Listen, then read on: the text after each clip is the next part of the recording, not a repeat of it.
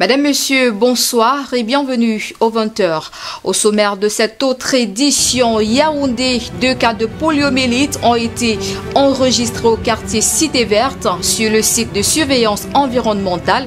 Cette découverte marque le retour au Cameroun du poliovirus. Après quelques mois d'accalmie, on pourrait bien reparler de campagne de vaccination. La vaccination contre le Covid-19 au centre des préoccupations du gouvernement. Un gouvernement qui devrait certainement recourir au confinement si les mesures barrières ne sont pas respectées par les populations. Faut-il reconfiner ou pas? Les Camerounais réagissent dans cette édition. Une édition dans laquelle également les femmes de la région de l'Est réagissent contre la non-célébration de la Journée internationale de la femme. Exaspérées contre cette annulation, elles s'insurgent contre le coût du pain qui se fait rare dans les marchés de la ville de Berton. Voilà l'essentiel à retenir dans ce sommaire. On se retrouve dans un instant.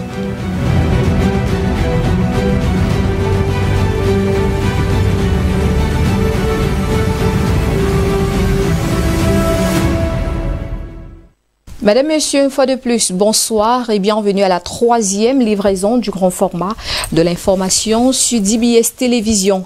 Poliovirus, les 2 cas détectés hier à Yaoundé au quartier Cité Verte ont été signalés, rendus à l'hôpital éponyme. Ce matin, nos reporters Judith Ndongo et Loïc Ngepnon nous rapportent sous le contrôle du directeur général de l'hôpital qu'aucun cas n'a été diagnostiqué.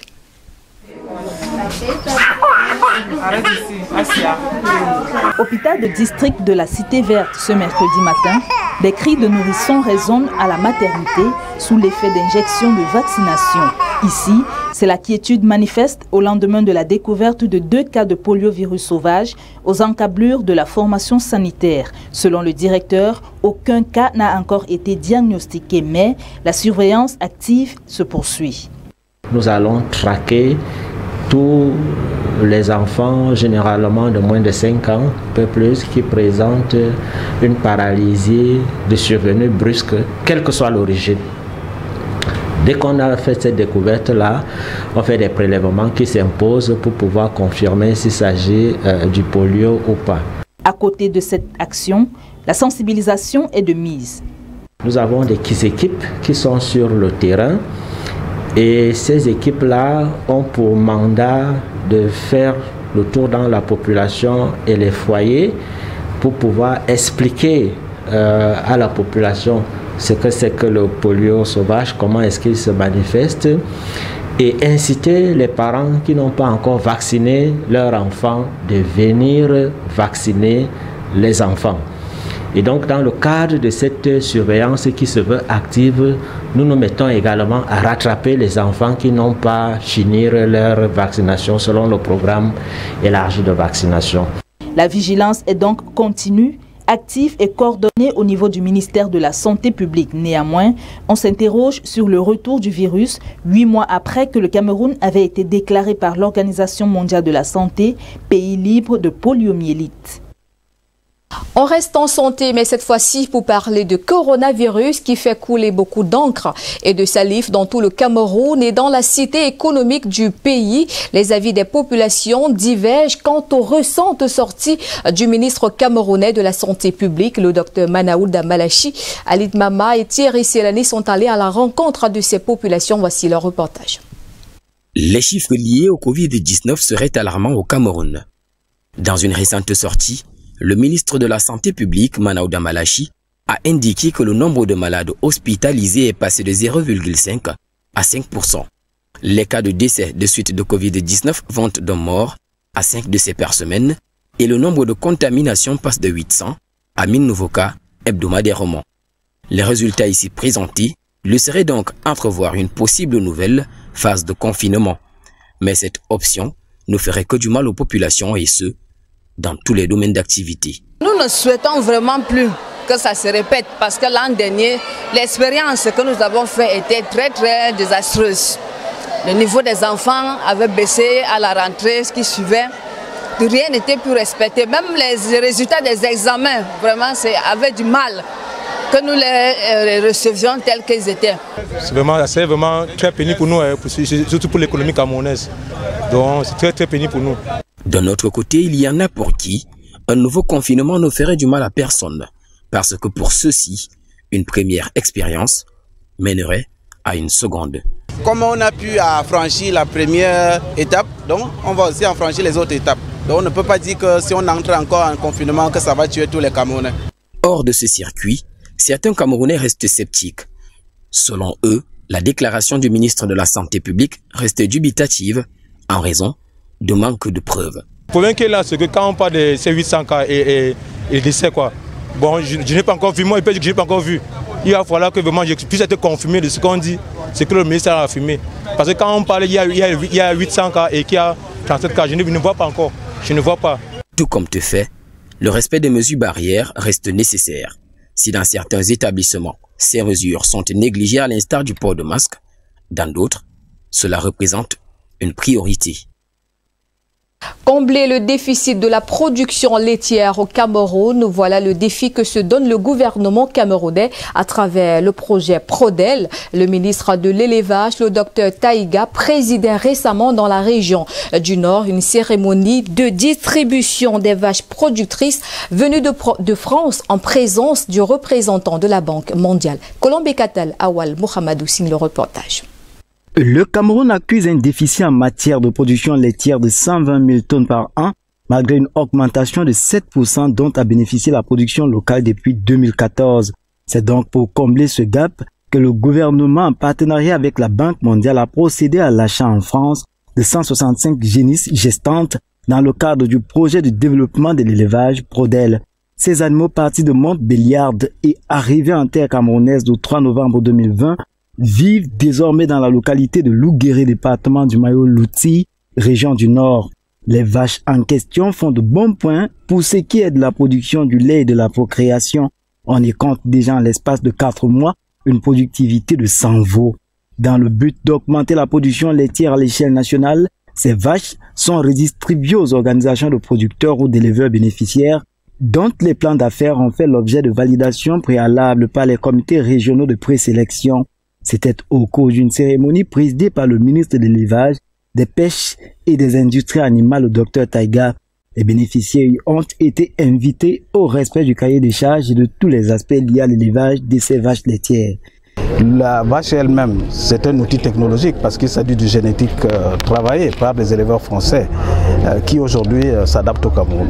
Je compte sur le fait qu'ils accroissent le cheptel et qu'ils produisent davantage de lait pour le Cameroun.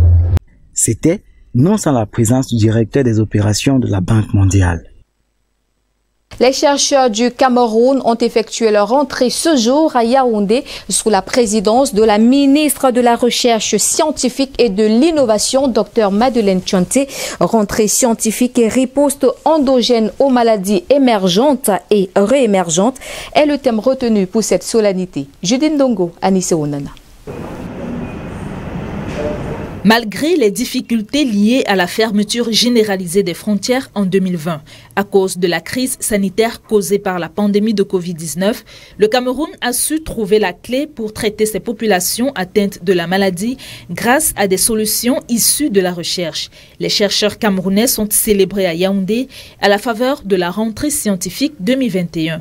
Le chef de l'État a bien voulu marquer son très haut rapport à notre proposition de riposte, en nous prescrivant notamment de coordonner la production locale de l'hydroxychloroquine et de l'azithromycine, l'acquisition et l'évaluation de la conformité des tests pour dépistage massif des populations et la production locale des masques de protection et des gels hydroalcooliques par les institutions nationales compétentes.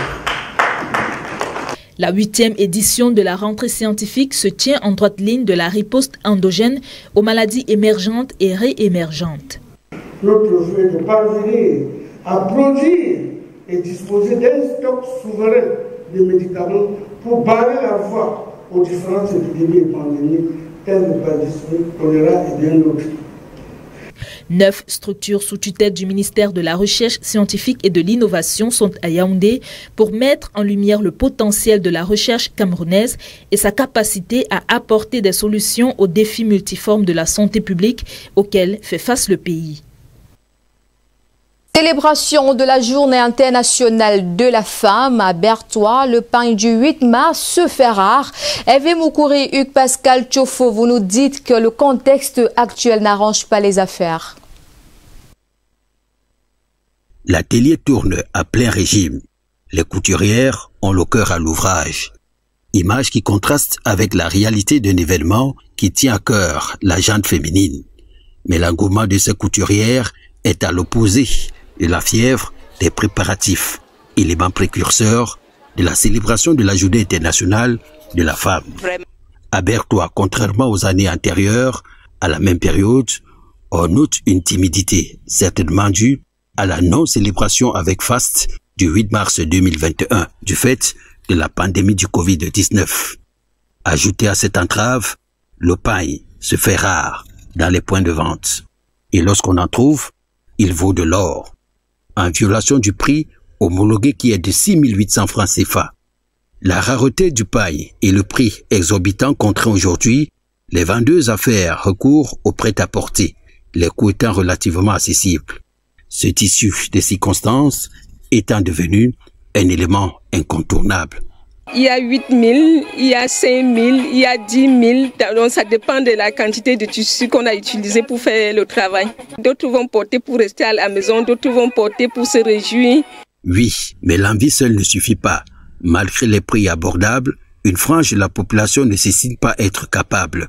La fête là, avec le coronavirus là, on ne connaît pas s'il y aura défilé ou pas.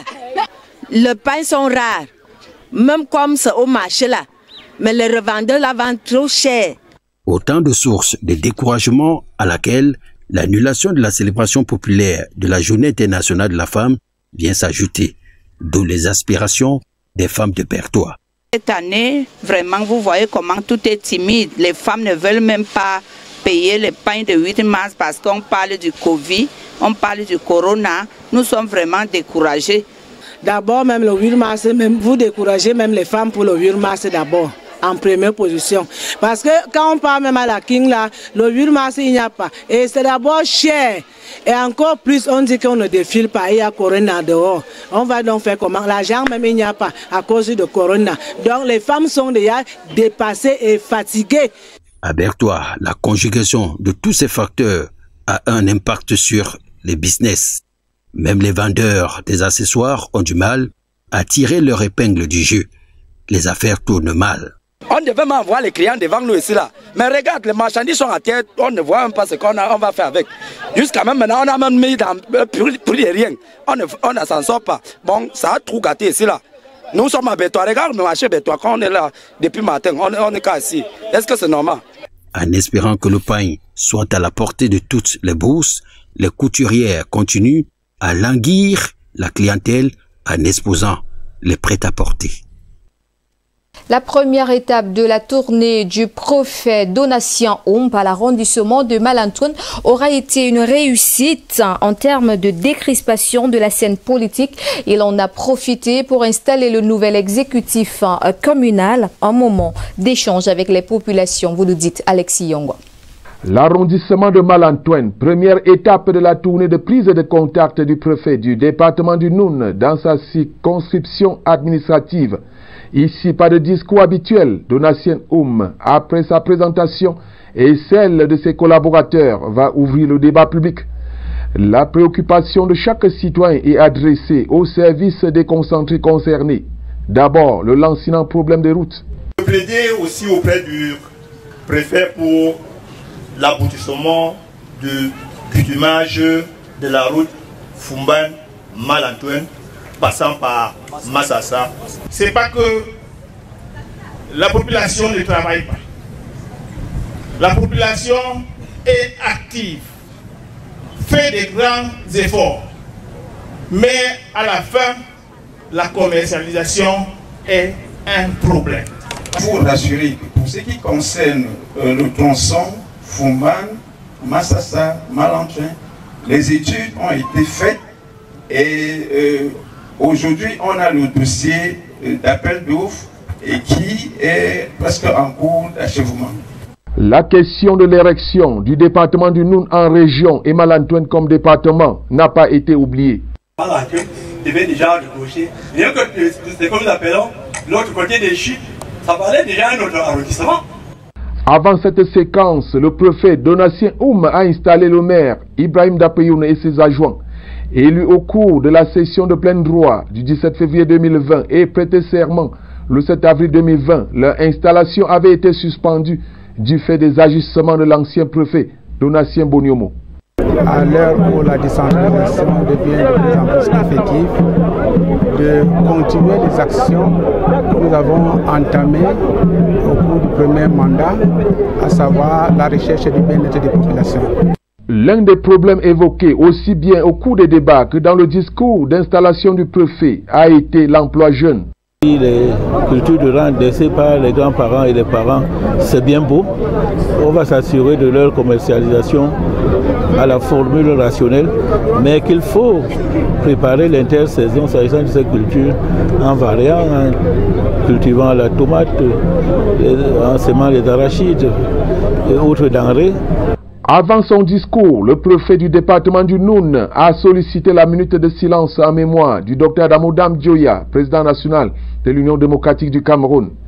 Décrisper et dépolitiser la scène, créer la confiance entre l'autorité administrative et les citoyens de Malantoine. Le préfet Donatien Oum aura atteint ses objectifs. La lutte contre la malnutrition est le cheval de bataille du réseau des communes du Cameroun qui a tenu un atelier récemment à l'est du pays pour évaluer l'impact de la nutrition après la première vague du coronavirus. Plus de précisions avec vous, Jackson Jock et Pascal Tchofo.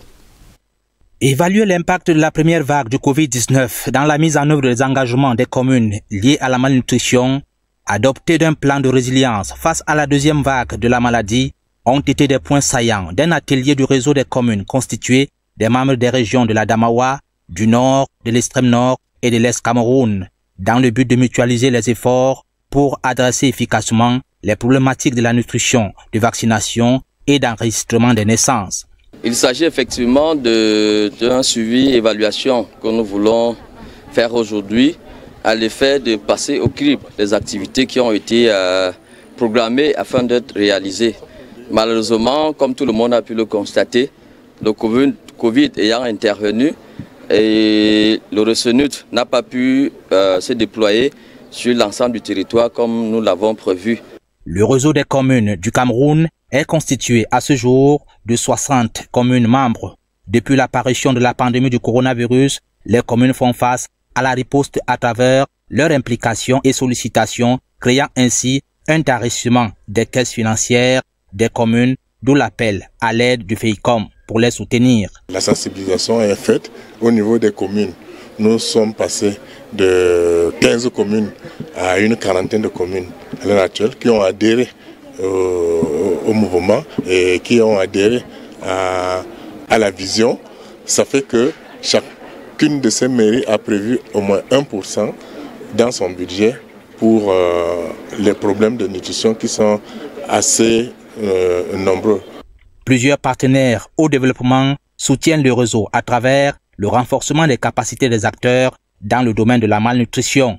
Nous nous sommes engagés auprès des maires à les accompagner dans le cadre de la lutte contre la malnutrition dans leur commune. Et fort de la réussite de ce projet, nous nous sommes rapprochés des bailleurs, des d'autres donateurs qui sont engagés à étendre ce mandat au-delà de la nutrition pour tout le secteur social. Les membres du réseau se sont engagés à allouer 1% du budget issu des fonds propres de la commune en vue d'appuyer et de prioriser les projets sensibles à la malnutrition dans le choix des investissements publics issus des crédits transférés. La commission en charge du recrutement de 2200 jeunes Camerounais au compte du BIR séjourne depuis hier dans la région du littoral. Les candidats de cette partie du pays et ceux du sud-ouest vont être évalués. Gour Abdul Kadir, Constantin Nundomki. Extraire la crème des crèmes dans cet effectif de 1068 candidats, tous originaires du littoral, pour reverser dans les rangs de l'élite de l'armée camerounaise. C'est la mission de cette commission qui pilote les opérations de recrutement de 2200 jeunes Camerounais au sein du bataillon d'intervention rapide depuis le lancement des opérations dans l'extrême nord Cameroun. Le séjour à Douala est une opération de 2 en 1. Derrière les candidats de 4 départements du littoral sont aussi évalués ici ceux de la région du sud-ouest délocalisés en raison de la crise que traverse cette région. Les journées du mardi et mercredi sont entièrement consacrées à l'identification des candidats et à la visite médicale sommaire. L'armée mise gros sur les facultés auditives et visuelles de ces potentiels éléments. Chacun d'entre eux, Kutu Sam passe à tour de rôle, fait valoir ses aptitudes dans chaque atelier avec pour point de chute l'infirmerie. Cette étape rend son verdict ce jour. Seuls ceux qui seront déclarés aptes vont faire face ce jeudi aux épreuves physiques. Attendus sur une distance de 20 km d'abord, avec sur leurs épaules une charge de 20 kg pour décrocher le maillot gagnant. Les candidats devront par la suite convaincre par une course simple sur une distance de 10 km et la marche en groupe avec poteau. Des épreuves dignes d'un parcours du combattant que les candidats originaires des régions du sud-ouest et ceux du nord-ouest effectueront hors de leur fief.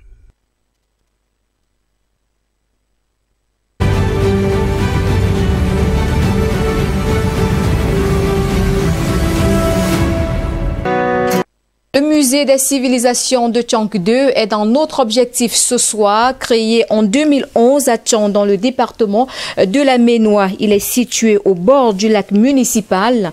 Le bâtiment qui possède 8 imposantes colonnes est doté de 2 toits en corne.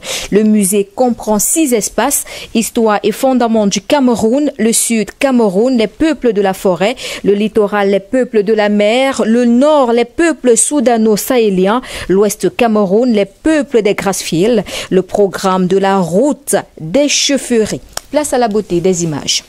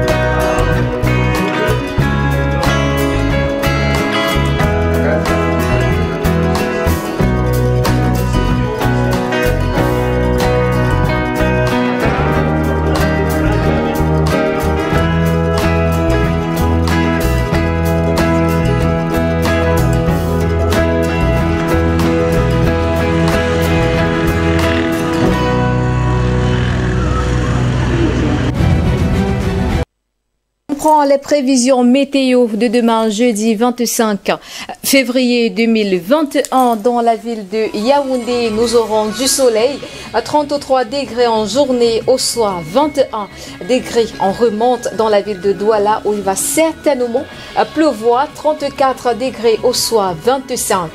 Et à l'ouest, dans la ville de Bafoussam, 32 degrés en journée, au soir 12 degrés. On va dans le sud-ouest, c'est à Boué, il y a des orages qui se présentent, 25 degrés en journée, au soir 19 degrés. Et à Marois, même climat qu'à Bafoussam, 32 degrés en journée, au soir 18 degrés. Et dans la capitale du soleil levant, bien sûr du soleil à Bertois, 36 degrés au soir 18. Dans le nord-ouest, même climat qu'à Bertois, 33 degrés. À Bamenda, au soir 13 degrés. Et Bolova, dans le sud, du soleil, il y en aura 31 degrés au soir, 20 degrés. À Ngaoundéré, même climat qu'à Yaoundé, nous aurons 34 degrés en journée, au soir 14 degrés. Et enfin, dans la ville de Garoua, du soleil, 40 degrés au soir, 19 degrés. Madame, monsieur, c'est ici comme un thème à cette troisième livraison du grand format de l'information sur DBS Télévision. Merci de nous avoir suivis. Au plaisir de vous retrouver demain lorsqu'il sera 20h. Au revoir.